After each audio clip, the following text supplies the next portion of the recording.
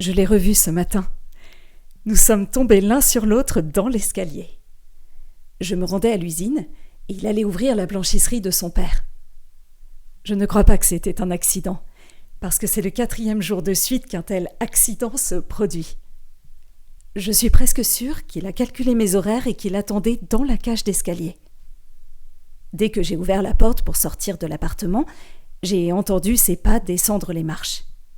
Il m'a dépassé, s'est arrêté, retourné et s'est planté devant moi. « Bonjour » m'a-t-il dit en souriant. « Me diras-tu enfin ton nom, Anissa Kana ?» J'ai ri. Il avait dû demander à un voisin. « Pas avant que tu me dises le tien, monsieur. » Ses yeux ont brillé. Je lui ai volontairement donné ce coup de pouce. D'habitude, j'aime faire languir les garçons. Je me plais à les ignorer et les snober jusqu'à ce qu'ils en perdent la tête et soient alors à point, tendres sous la dent.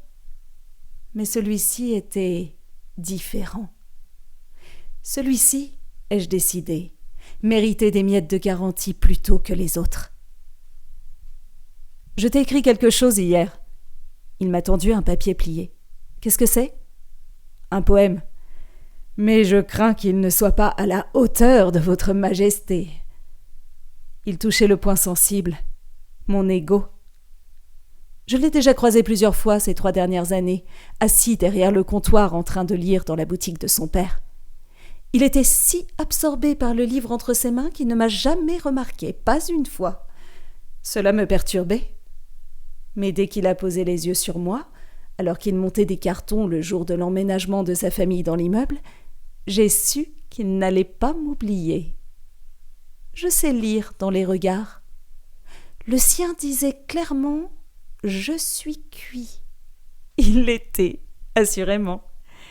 Il avait toujours l'air si mystérieux et charmant, mature aussi, bien plus mature que les adolescents qui me couraient après. Je ne l'ai jamais vu en short.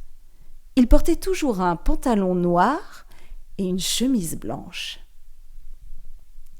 Je le lirai. Maintenant, au revoir. Je vais être en retard au travail. Attends, avant de partir. Oui ? Est-ce que je dois continuer à tomber sur toi ou pouvons-nous choisir de nous voir ? Il a déjà eu sa dose d'encouragement pour la journée.